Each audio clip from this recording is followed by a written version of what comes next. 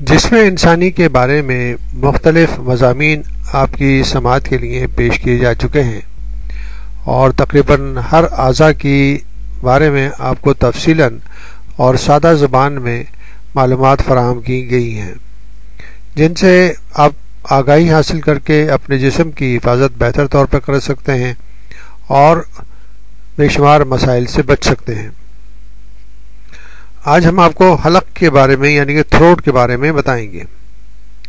زندگی بھر آپ کتنے خراب نوالے نکلتے ہیں، لیکن ہر بار یہ بات آپ کے حلق کی کارکردگی پہ منحصر ہے کہ انسان کو زندہ رکھنا ہے یا اس نوالے کو نکلنے کی کوشش میں اسے زندگی سے ہاتھ دھو لینا ہے۔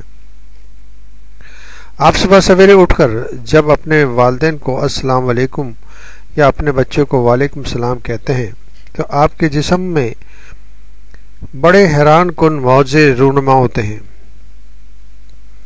جن سے آپ ہمیشہ بے خبر ہی رہتے ہیں۔ ان لفظوں کی ادائیگی میں جسم کے کتنے خراب خلیے یعنی کہ سیلز، غدود، اعضاء، رگیں اور پٹھے حصہ لیتے ہیں، یہ آپ مشکل سے ہی جان سکتے ہیں۔ آپ شاید ہی اندازہ لگا سکیں کہ ان الفاظ کی ادائیگی میں کتنے الیکٹریکل اور میکینیکل سرگرمیاں رونما ہوتی ہیں، تاکہ پھیپھڑوں میں موجود ایک انتہائی پراسرار پیچیدہ نظام سے گزر کر بامعنی الفاظ کی شکل اختیار کر سکیں۔ اسی طرح جب آپ ناشتے کا پہلا نوالا چبا کر نگلنے میں مصروف ہوتے ہیں تو آپ نہیں جانتے کہ نقل و حمل کا کس قدر جدید اور نپا تلا نظام آپ کے نوالے کو احتیاط کے ساتھ آپ کے معدے تک پہنچاتا ہے۔ اس نظام میں ایک لمحے کی بھی غلطی اکثر جان لیوا ثابت ہو سکتی ہے۔ آپ زندگی میں کروڑوں خربوں نوالے نکلتے ہیں، لیکن یہ نظام ہر بار اسی نفاست اور اعلیٰ ترین کارکردگی کا مظاہرہ کرتا ہے۔ ہر بار نوالا نکلنے کے وقت اس نظام کی کارکردگی ہی یہ طے کرتی ہے کہ انسان کو زندہ رہنا ہے یا اس نوالے کو نکلنے کی کوشش میں اسے زندگی سے ہاتھ دھو لینا ہے۔ یہ حیران کن معجزے میرے اندر یعنی حلق ہی کے اندر رونما ہوتے ہیں۔ آپ کا حلق قدرت کا ایک انوکھا شاہکار اور آپ کے لیے آپ کے مالک کا ایک عظیم تحفہ ہے جو اس نے بے مانگے آپ کو مفت عطا کیا ہے۔ بہرحال عام لوگ مجھے پائپ کا ایک ٹکڑا سمجھتے ہیں جو ان کے منہ، ناک، معدے اور پھیپھڑوں سے جڑا ہوا ہے۔ اگر مجھ میں کبھی کبھار تکلیف نہ ہو تو انہیں شاید زندگی بھر میری موجودگی کا علم ہی نہ ہو سکے۔ اپنے مالک کے ایک عظیم تحفے کی اس طرح ناقدری کرنا احسان فراموشی سے کم نہیں۔ کیا میں پائپ کا ایک ٹکڑا ہوں؟ بس نہیں، ایسا ہرگز نہیں۔ میرے اندر ذرائع نقل و حمل کا ایک بہت عظیم الشان نظام کام کرتا ہے جو واضح طور پر کھلنے اور بند ہونے والے، سکڑنے اور پھیلنے والے ایسے آلات پر مکمل طور پر لیس ہے جو ہر قسم کی ٹنوں غذا، لاکھوں کیوبک فٹ ہوا، منوں پانی، ٹھوس، سیال، نرم، سخت، ٹھنڈی اور گرم چیزوں کو بحفاظت آپ کے معدے یا پھیپھڑوں تک پہنچانے کی اعلیٰ ترین صلاحیت کے حامل ہیں۔ میں نہ ہوتا تو غذا کا کوئی ذرہ، زندہ رہنے کے لیے کوئی سانس آپ کے جسم کے اندر نہ پہنچ پاتی۔ اب نہیں، جب آپ ماں کی پیٹ میں تھے، اس وقت سے میں آپ کے ساتھ موجود ہوں۔ یہ الگ بات ہے کہ میں نے کام کرنا اس لمحہ شروع کیا جب آپ کی پہلی چیخ اس دنیا میں سنائی دی تھی۔ اس وقت اگر میں اپنا کام کرنے کے لیے تیار حالت میں نہ ہوتا تو دودھ کا پہلا گھونٹ پینے کی کوشش ہی میں آپ کا دم گھٹ جاتا۔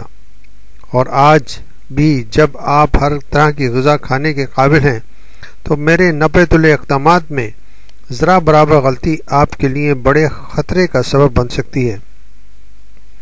اگر کوئی شخص نوالا نکلنے کے ساتھ ساتھ ہنسنے کی بھی کوشش کرے اور اس نوالے کو کھانے کی نالی کے بجائے غلطی سے اس کی سانس کی نالی کی طرف بھیج دوں تو اس کا سانس رک جائے گا۔ نتیجہ ظاہر ہے کہ انسان ایک اسی لمحے گر کر مر سکتا ہے، بلکہ اسی انداز سے جس طرح دل کا اچانک اور شدید دورہ پڑنے سے لوگ مر جاتے ہیں۔ ہاں، اگر کوئی شخص فوراً ہی یہ نوالہ اس کے حلق سے نکال سکے تو اور بات ہے، لیکن آپ پریشان نہ ہوں، عام طور پر میری کارکردگی غلطیوں سے پاک ہوتی ہے۔ میں نے آج تک کبھی آپ کو اس طرح کی کسی مشکل سے دوچار نہیں کیا۔ ہاں، یہ ضرور یاد رکھیں کہ کھانا کھانے کے دوران زیادہ بولنا اور قہقہے لگا کر ہنسنا خطرناک بلکہ جان لیوا ثابت ہو سکتا ہے۔ کیوں اور کس طرح، اس کا اندازہ آپ میرے معائنے کے بعد کر سکتے ہیں۔ آئیے میں اپنی بناوٹ اور کام کرنے کے طریقے کے متعلق آپ کو بتاتا ہوں۔ آپ کی گردن کا مختصر سا علاقہ بے شمار اعصاب، خون کی نالیوں، ریڑھ کی ہڈی کے مہروں، دوسرے کئی آلات اور تنصیبات خود میری نالیوں کی وجہ سے زبردست ٹریفک جام کا منظر پیش کرتا ہے۔ میری پہلی نالی فیرنکس ہے۔ یہ 5 انچ لمبی ہے۔ اس کی شکل قیف سے یعنی کہ فنل سے ملتی جلتی ہے، یعنی اوپر سے چوڑی اور نیچے سمت سے پتلی۔ یہ آپ کی ناک کے پیچھے سے شروع ہو کر آپ کے نرخرے کی ہڈی تک آتی ہے۔ اس کے بعد لیرنگس کا نمبر آتا ہے۔ یہ نالی بے حد اہم جگہ واقع ہے۔